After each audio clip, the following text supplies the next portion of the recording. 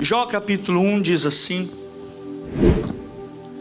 havia um homem na terra de Uz, cujo nome era Jó. E este era um homem sincero, reto e temente a Deus, e desviava-se do mal. Como é que era Jó, gente? Sincero, reto, temente a Deus e desviava-se do mal. 4 virtudes cristãs na vida desse homem. Vou repetir: sincero, reto, temente a Deus e desviava-se do mal. E nasceram-lhe 7 filhos e 3 filhas, e era o seu gado 7.000 ovelhas e 3.000 camelos, e 500 juntas de bois e 500 jumentas. Era também muitíssima a gente ao seu serviço, de maneira que esse homem era maior do que todos os do Oriente. E iam seus filhos e faziam banquetes em casa de cada um no seu dia, ou seja, no dia do aniversário de cada um. E enviavam e convidavam as suas 3 irmãs, e comiam, bebiam com eles. Sucedia, pois, que quando, tendo decorrido o turno de dias de seus banquetes, enviava Jó e o santificava, e levantava de madrugada e oferecia holocausto segundo o número de todos eles, porque dizia no seu coração: porventura pecaram meus filhos e blasfemaram de Deus no seu coração. Assim o fazia Jó continuamente. Como é que ele fazia? Continuamente. E vindo um dia, em um belo dia, você pegasse uma literatura, porque Jó é um livro histórico e poético, uma literatura americana, diria once upon a time, um belo dia em que os filhos de Deus vieram apresentar-se perante o Senhor. Quem é que veio lá? Quem é que veio lá? Veio também Satanás entre eles. Então o Senhor disse a Satanás. Quem disse a quem? O Senhor disse a Satanás: de onde vens? E Satanás respondeu ao Senhor e disse: de rodear a terra e passear por ela.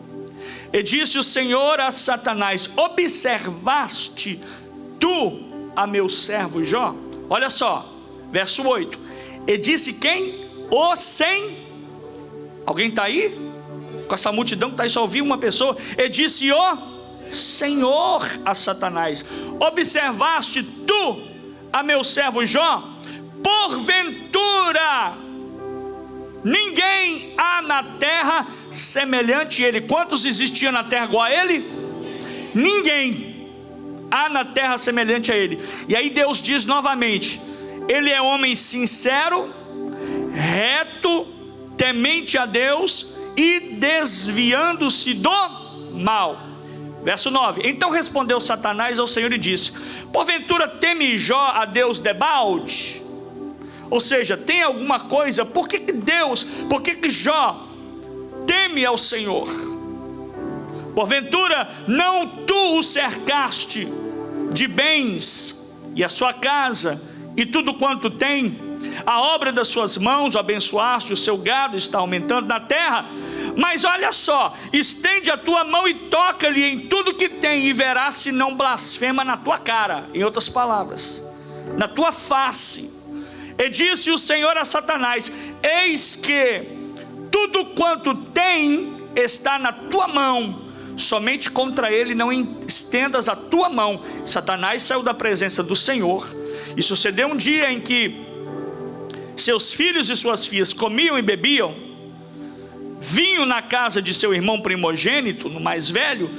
E veio um mensageiro a Jó e lhe disse: Jó, os bois lavravam e as jumentas pasciam junto a eles, e eis que deram sobre eles os sabeus, e os tomaram, e os moços feriam ao fio da espada, e eu somente escapei para te trazer a nova. Estando este ainda falando, veio outro e disse: fogo de Deus caiu do céu e queimou as ovelhas e os moços e os consumiu, e só eu escapei para te trazer a nova. Estando esse ainda falando, veio outro e disse: ordenando os caldeus 3 bandos, deram sobre os camelos e os tomaram, e os moços feriram ao fio da espada, e só eu escapei para te trazer a nova. E estando este ainda falando, veio outro, se não bastasse, e disse: estando teus filhos e tuas filhas comendo e bebendo vinho em casa de seu irmão primogênito, eis que um grande vento sobreveio da além do deserto e deu nos 4 cantos da casa. A casa caiu sobre os jovens e morreram, e só eu escapei para te trazer a nova. Então Jó se levantou e rasgou o seu manto e rapou a sua cabeça e lançou-se em terra. E o que ele fez? Eu vou perguntar de novo. Ele lançou sobre a terra e fez o que? Adorou. E disse, todo mundo conhece esse verso: nu saí do ventre da minha mãe, e nu tornarei para lá. O Senhor o deu e o Senhor o tomou. Bendito seja o nome do Senhor. Verso 22 e último. E tudo isso Jó não pecou. Diga comigo: não pecou, nem atribuiu a Deus falta alguma. Tome o seu assento.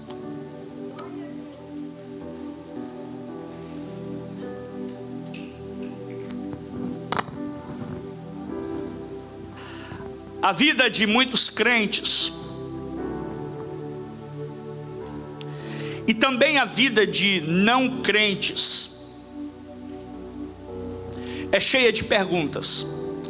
Preste atenção aqui. Por que isso? Por que aquilo? Por que me sobreveio esse mal?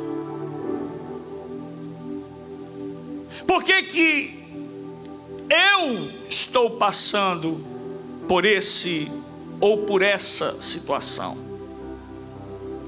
Ler e conhecer o livro de Jó nos faz entender muita coisa, nos fala muito, nos ensina muito. E o que nós podemos observar, a grosso modo, de uma visão panorâmica, hoje em dia, nos dias em que nós estamos vivendo,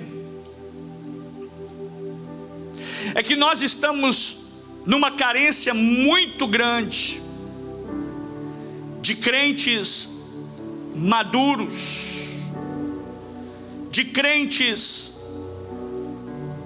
firmes na palavra de Deus, de crentes que valorizam um culto de Santa Ceia, de crentes que valorizam a casa de Deus, e não é por pouca coisa que se deixam levar. Quando a Bíblia diz que o céu é ganho à força, não é porque o sacrifício de Jesus na cruz do Calvário não tem valor, pelo contrário. Eu vou repetir porque está sendo gravado, vai para a internet, e lá na internet vai aparecer os haters, dizendo: o pastor falou que eu tenho que lutar pela minha salvação. E tem mesmo, porque da vida que muitos vivem, não vão ser salvos. O sangue de Jesus perdeu o valor, sim ou não? O sangue de Jesus ainda é poderoso para salvar, libertar, curar e transformar, sim ou não? E por que é que alguém pode então ser ou estar sofrendo consequências ou viver no perigo de não encontrar e ser salvo por Jesus? Porque não valoriza a obra de Deus, porque não valoriza a palavra de Deus, porque vive uma vida achando que estar na igreja, olha para mim aqui, é como se estivesse num clube, é como se estivesse numa reunião entre amigos, numa festa de aniversário ou numa festa de casamento. Estar na presença de Deus ou estar na igreja é muito mais do que você imagina. Essa reunião que nós temos aqui é apenas um ajuntamento para firmar a nossa convicção naquilo que nós já vivemos, porque a salvação e o ministério da igreja começa dentro da minha casa, quando eu chamo meu filho e a minha filha para orar, quando eu chamo os meus filhos para entender e ouvir a palavra de Deus, e dizer para eles que Deus corrige aquele que ama, e aí vão crescer pessoas maduras na fé. O livro de Jó, olha para mim aqui, não é um livro fácil de se compreender. O livro de Jó não é um livro também fácil de pregar, mesmo que para muitos pareça simples. Eu li o capítulo 1, verso 1 a 22, e todo mundo conhece a história de Jó, como ele se procedia, como ele fazia, o caráter dele, o próprio Deus testemunhando de Jó. O próprio Deus disse assim para Satanás, não foi os anjos, foi Deus, disse assim: viste tu o meu servo Jó, homem temente, homem fiel,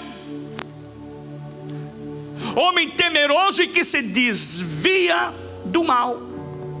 Mesmo que para muitos pareça muito simples, por causa desse desfecho da história do livro de Jó que você conhece, porque existem coisas nesse livro que você vai ficar a fazer perguntas o tempo todo. Exemplo, boa parte do livro é de forma substancial, e a gente vê os amigos de Jó. A gente vê que o livro fala que são os amigos de Jó mentindo sobre Deus e azucrinando a Jó o tempo todo. Amigos que, ao invés de ajudar a Jó na dor, traziam ainda mais dúvidas.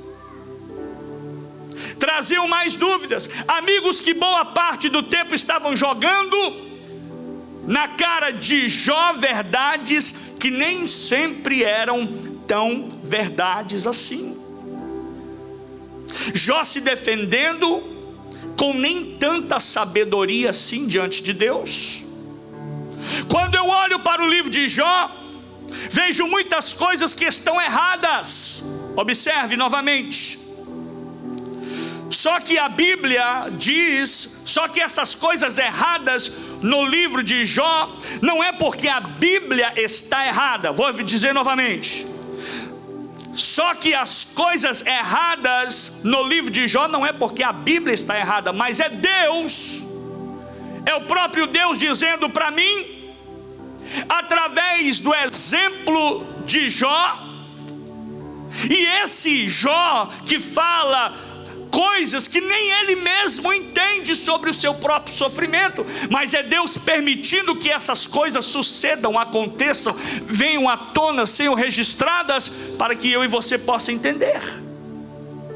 Ao mesmo tempo que a história de Jó, ou o livro de Jó, seja difícil de entendimento, ouça-me bem, nos faz forçar a mente, como crentes, de como Deus age, como Deus opera, como Deus trabalha.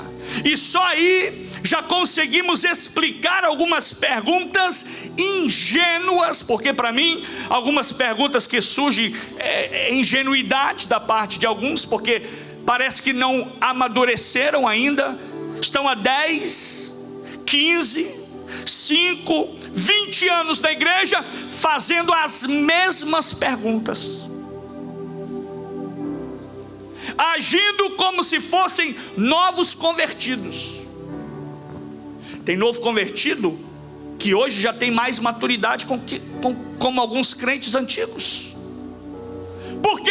Porque não entenderam. A questão, gente, é que você precisa entender, é que você precisa viver a sua vida cristã com Deus e deixar a vida do outro, deixar a vida do próximo amadurecer, crescer na graça e no conhecimento. Então Deus permite que essas coisas aconteçam nesse livro, para que possamos ver como Deus age, como Deus opera, como Deus trabalha, e só aí conseguimos explicar muitas perguntas.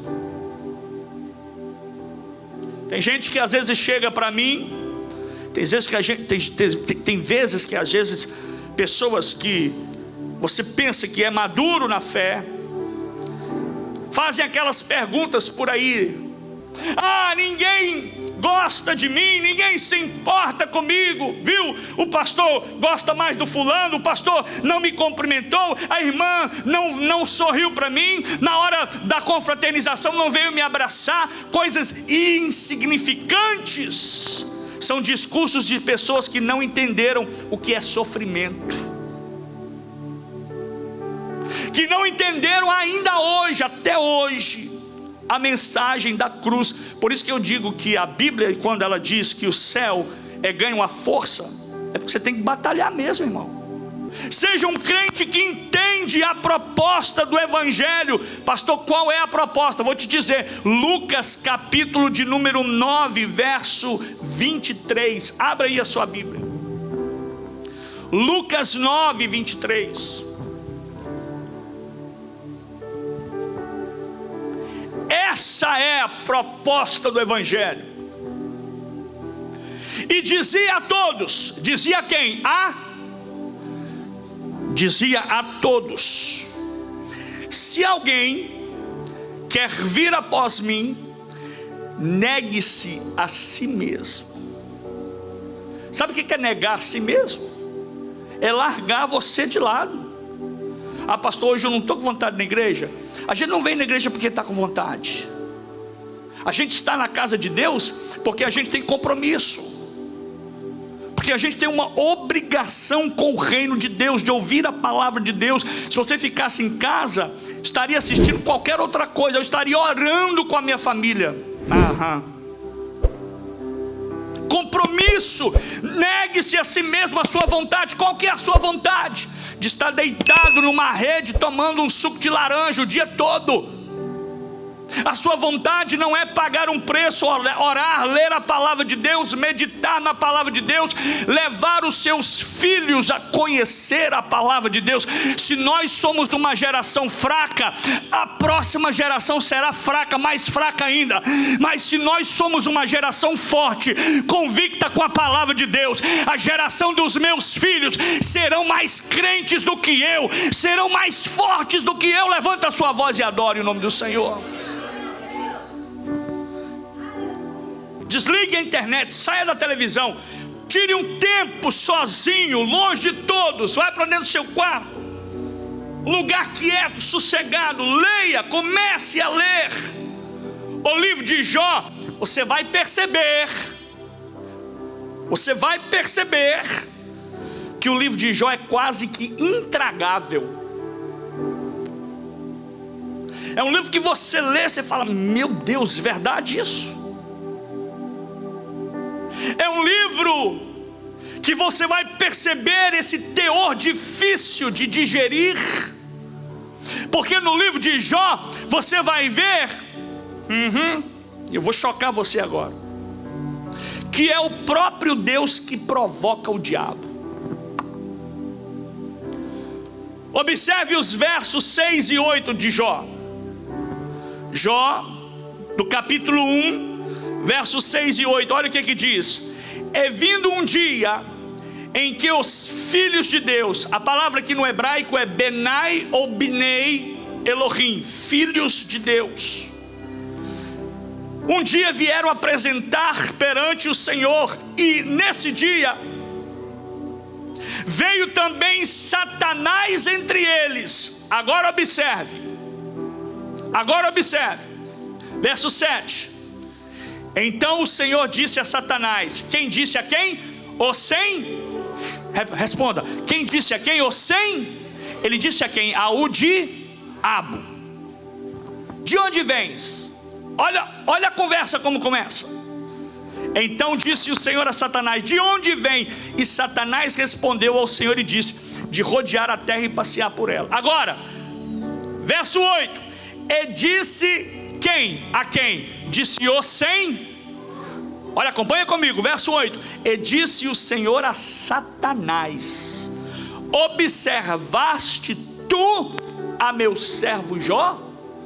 Porque ninguém há na terra semelhante a ele, homem sincero, homem reto, homem temente a Deus e desviando-se do mal. Parece que Deus, escute isso para você entender, parece que Deus fez isso de propósito. Parece que vemos o próprio Deus provocando o diabo. Porque como pode, eu lhe pergunto, você como bom cristão e bom conhecedor da palavra de Deus, como pode o próprio Deus fazer algo assim? Ele provocar o diabo. Porque o texto não diz nada mais a não ser que, vindo os filhos de Deus numa reunião, então veio Satanás junto. Antes que acontecesse alguma coisa, Deus dirige uma palavra: viste tu o meu servo. Só que aqui nesses primeiros versículos do livro de Jó, vemos o quanto estamos errados no nosso proceder como cristãos. Como assim? Só aqui nesses primeiros versículos do livro de Jó, que foi o mais antigo da Bíblia. Lembre-se, Jó, o livro de Jó foi o livro mais antigo da Bíblia, escrito, porque Gênesis foi escrito cerca de 1440 anos antes do nascimento de Cristo. O livro de Jó foi escrito 400 anos antes de Gênesis. Então o livro de Jó é o livro mais antigo. E agora observe comigo, quando nós lemos o texto onde o diabo aparece diante de Deus e surge esse diálogo, observaste tu meu servo Jó, a tendência é ver o diabo, é isso que nós vemos numa leitura rápida do texto. É isso que nós vemos, o diabo afrontando a Deus, vindo numa reunião que ele aparece ali, meio que como enxerido naquela reunião, porque ele não foi convidado, e reclama com Deus sobre Jó. Quando na verdade é Deus quem diz primeiro: observaste o meu servo Jó. Agora entenda algo. Agora eu quero que você entenda muito bem isso. Esse diálogo, esta conversa, esse texto, essa espécie de provocação de Deus para o inimigo, era para provar, era para testificar, era para corroborar, provar ao inimigo a fidelidade de Jó ao Senhor. E aqui eu quero abrir um parênteses para dizer para os crentes que são maduros, os crentes que têm compromisso com a obra de Deus, com o Senhor Jesus e com os céus, que muitas vezes sofrimentos e lutas e perseguições é porque Deus está provando a nossa fidelidade a Ele. Precisamos ser crentes verdadeiros. Chega de ser crente mimimi, chorão, respondão, reclamão, questionando tudo, porque se achando dono da verdade. Ouça e leia a palavra de Deus e se alimente dela e se fortaleça por ela.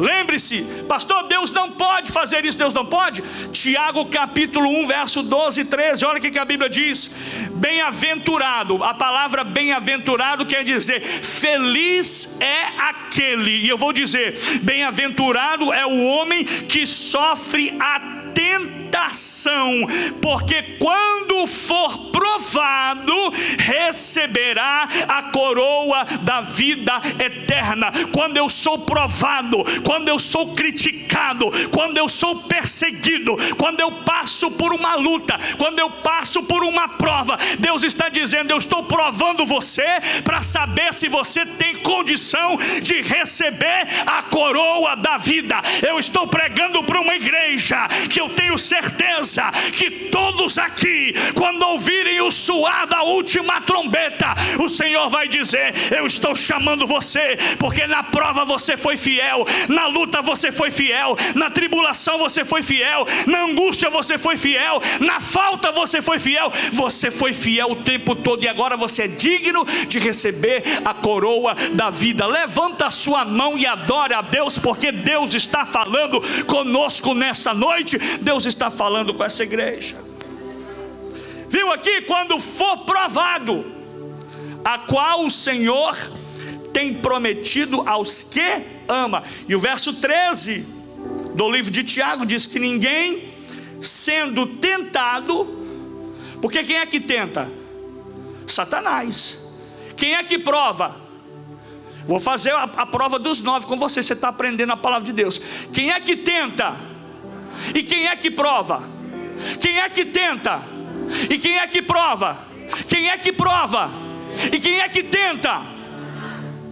Ninguém sendo tentado, diga: de Deus sou tentado, porque Deus não pode ser tentado pelo mal e a ninguém tenta. Deus prova aqueles que Ele ama, para que eles recebam a coroa da vida eterna. Toda aprovação que nós passarmos por ela, é Deus provando-nos para que possamos receber a coroa da vida eterna.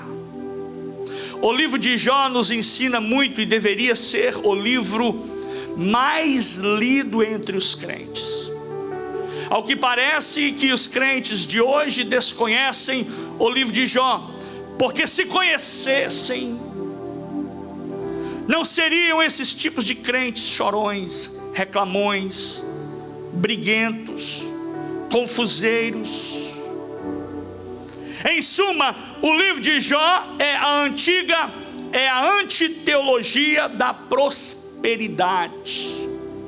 O livro de Jó, ele é a antiteologia da prosperidade, que promete uma vida fácil, que promete uma vida sem luta, que promete uma vida sem prova, que promete uma vida sem dor, que promete uma vida sem problemas, que promete uma vida sem dificuldades, que promete uma vida sem doença, que promete uma vida sem desemprego, que promete uma vida sem fome, que promete uma vida sem passar dificuldades, porque na teologia da prosperidade, crentes não passam dificuldades. E a oferta deles, na hora de ofertar, na hora de vir ao gasofilácio, deixa de ser por amor ao Senhor, mas porque na mente e no conceito dessa teologia, é ofertando que eles vão ficar mais ricos, é ofertando que eles vão ser mais abençoados. Quando eu disse que o livro de Jó não é um livro fácil, é porque no livro de Jó encontramos um Deus que nós não gostaríamos de ter. Palavra difícil essa, palavra dura, mas que sara a nossa alma. Mas é um Deus que mostra um Jó, é um Deus que mostra um homem, que mostra um crente fiel, justo, e um homem que recebe da mão do seu Senhor uma vida dura e difícil. E aí eu te pergunto nessa noite: é esse Deus que você quer servir? É esse Deus que você quer adorar? Mas é esse Jó que se mostra um crente fiel. É esse Jó que se mostra um crente forte, um crente fiel, até mesmo sem saber se ia viver ou se ia morrer. É esse o crente que Jó levanta a sua voz bem alto depois de passar todo o flagelo que ele passa e diz: Deus me deu e Deus tomou, bendito seja o nome do Senhor, a Ele a honra, a Ele a glória e a Ele o louvor. Eu venho aqui nessa noite para confrontar você que é crente de verdade.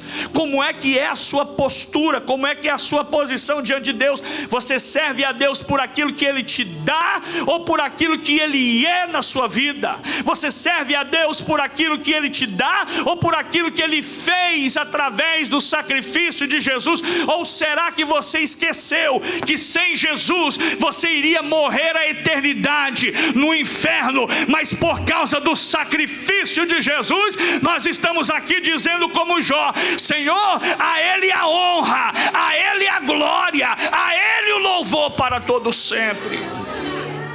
Eu vou dizer para você, escute isso: se você tirar isso como ensino, como conselho na sua vida, não vai ter nada que vai abalar a tua fé. Mas sabe por que é que crentes têm a fé abalada nos nossos dias? Que o pastor precisa visitar toda semana, porque se não visitar ele não vem na igreja. É porque ele não tem a fé firmada na palavra. Porque uma vez que ele é firmada na palavra, ele vem adorar quando tudo está bem, mas ele vem adorar quando tudo está mal. Ele vem adorar quando tem alguma coisa dentro de casa, mas ele vem adorar quando não tem nada dentro de casa. Ele vem adorar quando Deus abençoa, mas ele vem adorar também quando Deus toca nele e diz: eu estou provando a tua fidelidade. Hoje é culto que Deus está provando a fidelidade de crente aqui. E eu vou dizer novamente: só vai para o céu aquele que lutar pela sua salvação, aquele que lutar para manter uma vida digna, aquele que lutar para manter as suas vestes brancas, aquele que correr da aparência do mal, aquele que não se deixar levar pela mentira, pelo dinheiro, pela propina, aquele que manter firme e dizer: eu não vou ter, mas maior é o Senhor para provisão na minha vida do que esta propina que você está me oferecendo. Em suma, eu gostaria de falar para você: Deus não sente vergonha de mostrar para todos que Jó estava no sofrimento. Quando passar por sofrimento, não saia por aí falando, questionando e nem culpando ninguém. Deixe que Deus seja exaltado no meio do seu sofrimento. Deixa que Deus seja glorificado no meio da sua prova. Deixa que Deus seja glorificado na sua vida. Que Deus se faça presente no sofrimento, e de uma forma tão intensa, tão grande, ou seja, o tempo todo. Porque na verdade nós, e eu encerro aqui, não fomos ensinados a tirar Deus na hora da dor. Quando alguém está sofrendo, a primeira coisa que a gente fala: Deus não está nesse negócio. Quando nós estamos passando uma luta, a gente fala: não é Deus desse negócio, porque eu estou sofrendo. Entenda-me bem isso, gente. Você vai sair daqui mais maduro hoje, mais crente. Ser mais crente não é quantos glória a Deus que você dá, não é quantos aleluia que você dá, não. Temos que dar glória a Deus sim, porque eu não quero fazer como aquele rei que foi comido de bicho. Eu vou glorificar a Deus. Mas quando as coisas dão errado, quando a doença bate na sua porta, quando a doença vem, quando a pobreza vem, quando a tristeza vem, quando a angústia vem, quando a depressão vem, quando as coisas parecem não funcionar, o que a gente fala? Foi o diabo, foi a circunstância. Deus não tem nada a ver com isso. O Deus que eu conheço não tem nada a ver com isso. Deus é quem me traz o bem, Deus é quem me faz sentir bem. Esse é o Deus que eu conheço. É assim que nós falamos.